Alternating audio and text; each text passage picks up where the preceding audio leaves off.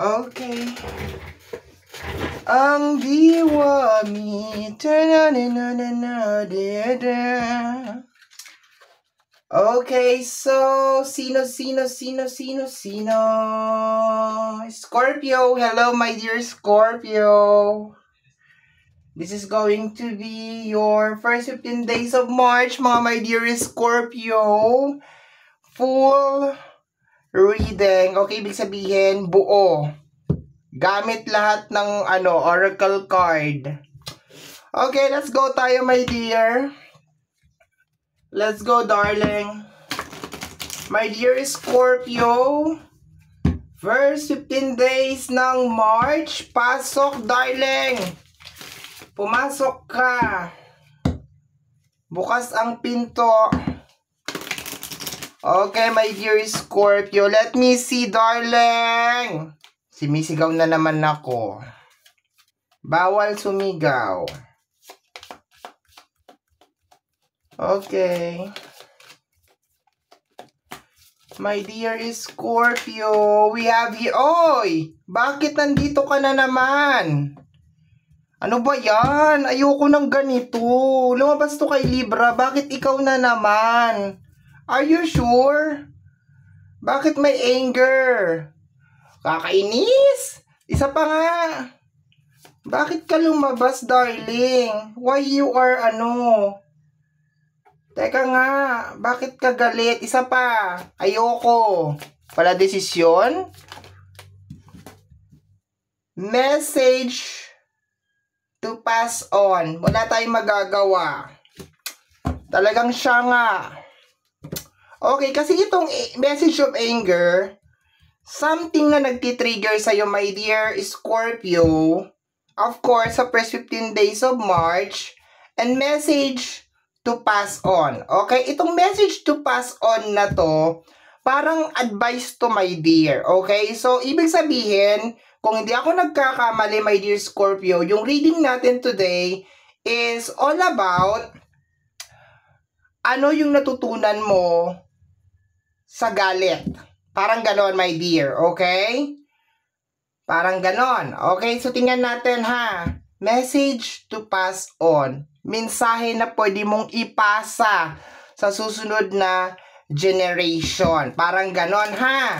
So, dalawang baraha pa lang yan, my dear. So, ang hirap mag-conclude. Pero ayoko talagang tanggapin yung anger kasi katatapos ko lang ma-high blood kay Libra. Tapos, susundan mo. So, high blood na naman ako sa reading na ito. Kawawa naman ng aking doktor. Dahil pagod na, karereseta ng antibiotic, mawala lang ang pamamaga ng aking larynx lang. Okay? Okay, let's go, my dear Scorpio. Sorry, Doc. Mapasaway itong mga to eh. Sorry, Doc. Sorry. Accident. Okay? So, energy ng accident, danger, injury. Okay, my dear. So, balik tayo dun sa pinakaugat. Hindi ko pwedeng tanggalin. Maski ayoko naman basahin. Wala akong magagawa. Nasa lamesa na. Anger. Galit. Gaano kalaki, my dear Scorpio, yung damage na nagawa sa'yo ng galit sa puso mo? Intindihan ba? Kasi this is energy ng accident, okay? So, warning, my dear, kung ikaw ay merong kinikim-kim na galit sa iyong puso, kailangan tanggalin mo siya. Kasi confirm dito na may something na pwedeng mangyari sa'yo na dahil sa galit na yan. Pwede kang ipahamak ng galit na yan, my dear Scorpio, okay? Pero kung ito ay tapos na, sana tapos na, 'di ba? Itong experience na to, you should pass it sa mga susunod na generation. Parang ganon, charge to experience, okay? So, tingnan natin, my dear. Pero, this is going to be a warning kasi meron kang energy ng accident, danger, injury, yung galit. Okay? So, iba yung pumapasok sa utak ko, Scorpio. Tigilan mo yan. Kung meron kang ginagawang mas malalim pa, dala ng galit, galit ka. Okay? Pag galit ka, kung ano na yung ginagawa mo, tigilan mo yan, magba-backfire sa'yo yan. Okay? Magba-backfire sa'yo yan, maniwala ka sa akin. Okay? Magba-backfire sa'yo yan, darling. Mayroon ka ng warning. Okay? So, relax lang. Relax lang tayo. Relax ko lang din yung aking ngala-ngala. Okay, what is this?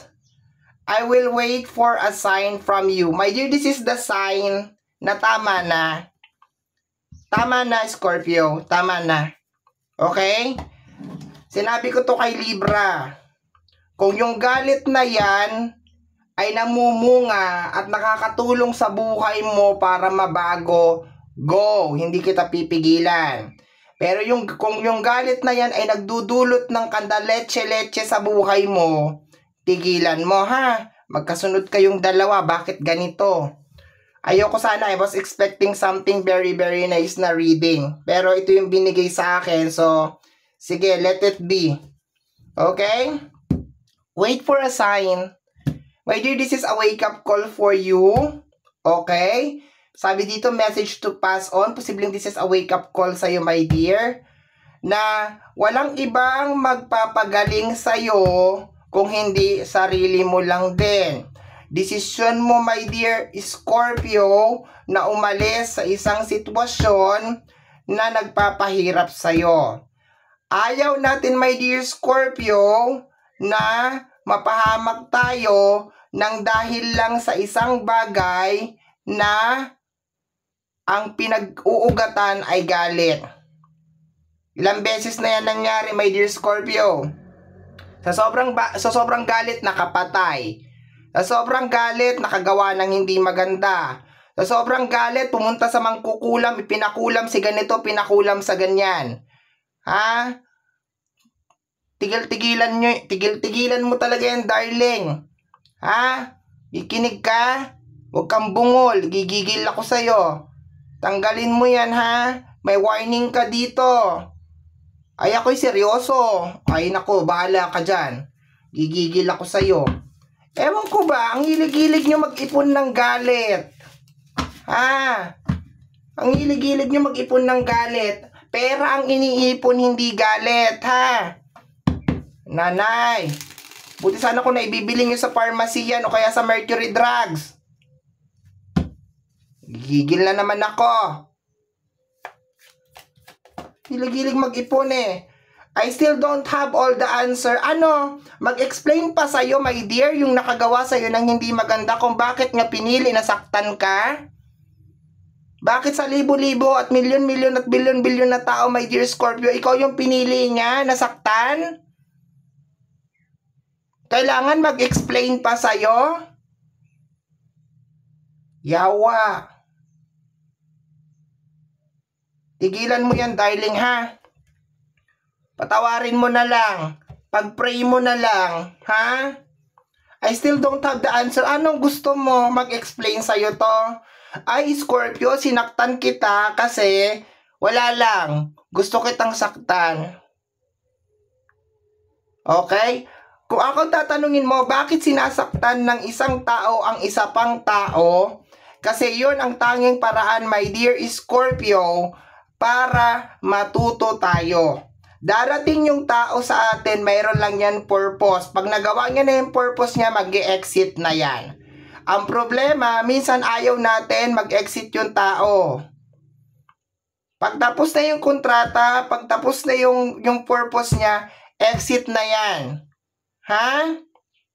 Exit na. Bakit niya ako niloko? Bakit niya ako pinagpalit? Bakit ganyan? Bakit ganon? Bakit ganan? Excuse me. Hindi talaga ako dapat sumisigaw. Kasi yung aking lalamunan. Pero dahil na high blood na naman ako, I was like expecting na maganda tong reading na to. Pero mauwi na naman pala sa sermon. Kakaloka. Okay, let's go na tayo sa additional message, my dear. Ha, may warning ako sa'yo, ha, darling. Especially kung yung galit mo umabot na sa sukdulan. Ha? Kung umabot na yung galit mo sa sukdulan, tigilan mo ngayon yan, mag-isip-isip ka. This is a sign na tama na, enough is enough. Ha? Pero, Pero meron exemption ha. Kung yung ginagawa mo naman ay umabot ka sa pinayaman ka niyan, gumanda ang buhay mo, nabili mo lahat ng dahil sa galit na yan, go, push mo eh. Pinayaman ka eh. 'Di ba? Bakit ko titigil? Pinayaman ako ng galit ko eh. Dahil sa galit ko, yumaman ako. Naliligo ako ngayon sa pera. Go! Push mo yan. Pero kung dahil sa galit mo, baon ka pa rin sa utang ngayon, ganun pa rin ang buhay mo, isang kahig, isang tuka, aba mag-isip-isip ka, darling. Ha? Mag-isip-isip. Gigigil ako. Okay, let's go na tayo. Additional message, my dear Scorpio. Ay, galit na galit din ang doktor ko nito kung napapanood. Dok, patawarin niyo po ako, ha? Kung ako'y nagtititili na naman. Diyos mio, ay. Another reseta na naman tayo ng antibiotic nito sa Monday. Sigurado. Dahil maga na naman ang iyong larynx. Ay, pinagpahinga nga ng halos 2 linggo para... Ay, nako. Ito mahirap sa ganitong trabaho, Day. Kasi, hindi mo naman problema, hindi ko naman problema to, pero apektado ako. Ewan ko ba. Ramdam ko yung gigil talaga sa'yo, darling. Uy! The 7 of Wands talaga? Seryoso? Seryoso? Seryoso ka dito, Scorpio? Are you sure? Talaga makipagpunong braso ka talaga sa akin na ayaw mo itigil yan? Ha? This is a defensive energy, my dear.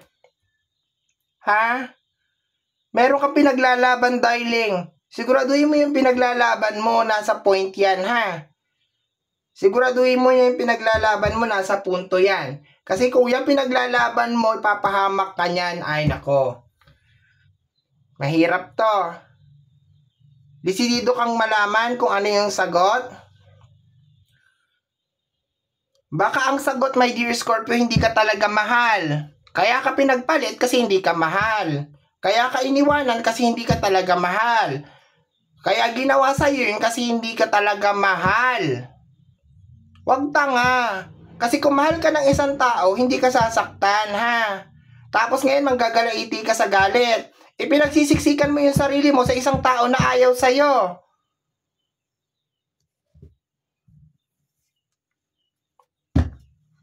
Ha? Teka lang, tumataas ang presyon ko. Papunta na tayo nito sa ano. Sumasakit ang batok ko sa'yo, darling. Okay? Let's go.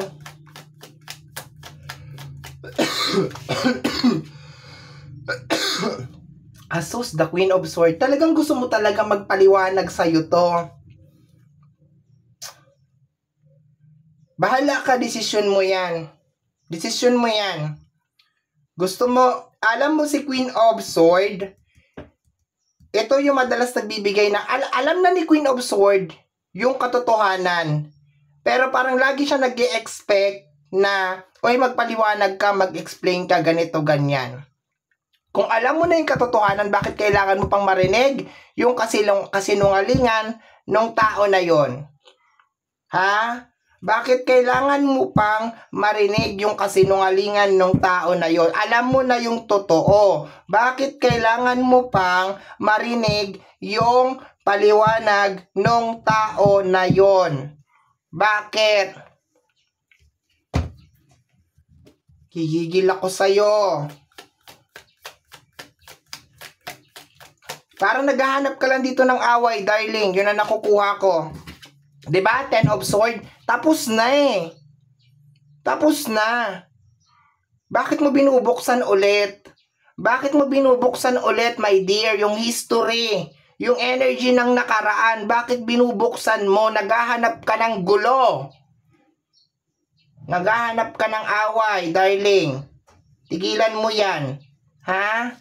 Tapos na. Gigigil ako sa'yo. Magsama kayo ni Libra. Itigas ng mga bungo nyo. O, 8 of Cups. Time to move out. Talikuran, darling. Talikuran. Okay? Tapos na eh. Inuungkat pa. Mag-move on na. Ganda-ganda ng mundo. Ganda-ganda ng buhay. Sinasayang mo. Yan o, ayaw mo mag-move on. The Four of Pentacles. Stuck ka dito. Kasi bakit? Walang closure. Kasi bakit? Hindi nagpaliwanag. Kasi sinaktan lang talaga ako. Ang problema, dala-dala mo, yung tao na nanakit sa'yo, nandun na sa Hong Kong Disneyland, nagpapakasaya na, naka-move on na, nagbababad na sa jacuzzi, nagpamasahe na, nakapag-travel na, masaya na sa piling ng iba, ikaw nandyan ka pa rin. Hihintay ka pa rin. Ano, pinagpalit kisa kasi hindi ka magaling sa kama. Ganun ang gusto mong marinig. Bugok ka.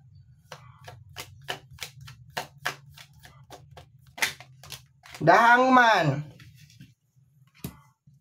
Okay, the Five of Pentacles. Yung sitwasyon mo na may kinalaman sa usapin ng pinansyal, my dear, lahat yan pinagdadaanan ng lahat. Alam mo, my dear, every time na nagkakaroon ng problema sa usapin ng pinansyal, eto akin lang. Meron lang gustong ipakita sa iyo yan. Kasi it is a sign, my dear, na baka nag-struggle ka as of this moment sa usapin ng pinansyal. At baka naaalala mo to, kaya lalong nagliliyab yung galit na yan sa puso mo. Kasi nga, naiisip mo, ay, kasalanan niya. Kasi iniwanan niya ako. Kasi ganito, ganyan. Ang dami niyang pinangako sa akin na hindi niya tinupad. Blah, blah, blah, so on and so forth. Merong gustong ipakita sa'yo. Hindi ko may papaliwanag sa'yo, my dear, kung ano yung gustong ipakita sa'yo. Pero kung dito natin pagbabasihan, my dear, sa baraha mo, ang sinasabi dito, my dear, huwag kang dumepende sa ibang tao, lalo na kung hindi mo naman yan pera. Ha? Naintindihan mo? Pinangakuan ka ng pera, pinangakuan ka ng bahay, pinangakuan ka ng magandang buhay. Ang tanong, pera mo ba yung gagamitin? Pag hindi mo pera yung gagamitin, huwag ka masyadong hopya. Huwag ka masyadong umasa. Kasi pwedeng mabalid yan. Pwedeng makancel lahat yung mga promises na yan. Tapos, pag na-cancel yung mga promises, nag-i-struggle ka. Paano? Sumandal ka sa isang pader na mahina ang pundasyon. Ngayon, yung pader na yon nag-collapse. Ayan, kasama ka doon sa collapse. Kung sasandal ka na nga lang sa isang pader, lalo na sa usapin ng pagyaman at paglago ng buhay mo, siguraduhin mo yung pader na yan, matibay yung pundasyon. Intindihan?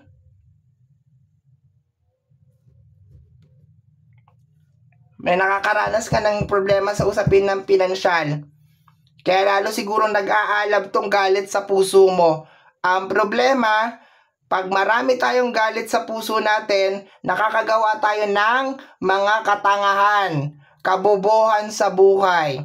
May accident ka over here, injury, danger. Aray ko, sakit na nalalamunan ko. Sigurado antibiotic tayo dito kay Doc. Doc, pasensya na po. Pagod na yung doktor ko sa akin. Sa totoo lang. Sinabihan wag magsisisigaw. Sino ba mapapasigaw sa ganitong reading? Sige nga. Sinong hindi mapapasigaw sa ganitong reading? Paulit-ulit na lang tayo nito. Ay, giatay. Sige, last row na tayo, my dear. Last row, tingnan natin. We have here the Queen of Wands. Okay? Yung energy mo, my dear Scorpio, i-focus mo sa tama. Yun lang sasabihin ko bago tayo mag-closing dito sa reading na to. Huwag pakalat-kalat yung energy mo. Huwag mong ilagay sa negative, ilagay mo sa positive. Siguraduhin mo maganda yung ginagawa mo, huwag sa negative. Huwag mong i-focus dito sa galit na to, sa energy ng paghihiganti, so on and so forth, ganito, ganyan, ganito, ganon. I-focus mo na mabago yung buhay mo. Okay? At saka huwag ka na rin maghintay ng paliwanag sa mga tao kung bakit kanila sinaktan or bakit ikaw yung napili nilang biktimahin. The Two of Sword. Focus, my dear, your attention. Ha? The Empress, growth sa pera, maging matalino sa pera. Ayan o. So, my dear Scorpio, eto na sasabihin ko. I-close na natin to na mamagana yung lalamunan ko, ha? Sa first 15 days of March, kaysa magalit ka. Kaysa ubusin mo lahat ng energy mo sa galit, okay? At yung galit na yan ay pahamak mo, i-focus mo lahat ng energy mo kung paano mo mababago yung sitwasyon mo. Okay? Ulitin ko. Kung yung galit mo namumunga yan ng pera para masolusyonan lahat ng mga problema mo at mabayaran at mapakain ka, magdala ng pagkain sa lamesa mo, go! Di kita pipigilan. Pero kung yung galit mo wala naman yan nagiging benepisyo sa buhay mo, itigil mo yan. Especially yung umabot na doon sa sukdulan yung galit. Yung mga sumangguni na sa mga manggagamot, mangkukulam, at kung ano-ano pa. Scorpio, lagi kang kandidato dito sa mga ganito, ha? Tigilan mo yan. Maski ipinagawa mo yan sa iba, dahil ikaw ang nagpagawa, babalik yan sa'yo. Ha? Maniwala ka sa March. Bantayan mo tong sinabi ko, ha? First 15 days ng March, especially kung may mga ganyan ka na ginagawa, tigilan mo yan. Makita mo, buong first 15 days ng March, bantay ka talaga, intoy. Lupay-pay ka. Ha? Remember that this is a general reading, my dear. So, hindi lahat ng Scorpio ay matatamaan. Meron akong nasasagap na gumagawa ng hindi maganda na Scorpio, tigilan mo yan. Ako nang nagmamakaawa sa'yo. Ha? Tigilan mo yan. Lupay-pay ka talaga, darling. From March 1 hanggang March 15, lupay-pay ka. Okay? So, let's go na tayo mga my dear. Close na natin to. Pare-pares na tayong high blood. Okay? Kawawa naman ng aking doktor. Okay? So, my dear, yan ang reading mo para sa yung first 15 days ng March. Somehow, my dear, kung nagustuhan mo ito, especially kung napadaan ka lang, don't forget to subscribe. Pakiclick, my dear, ang notification bell para ma-update ka sa aking mga upload. And free to like, free to share, free to comment sa lahat ng ating mga videos. Pawala na yung boses ko. Once again, my name is RJ, also known as Apo J. Maraming salamat po, and until next time, bye-bye. Thank you, my dear.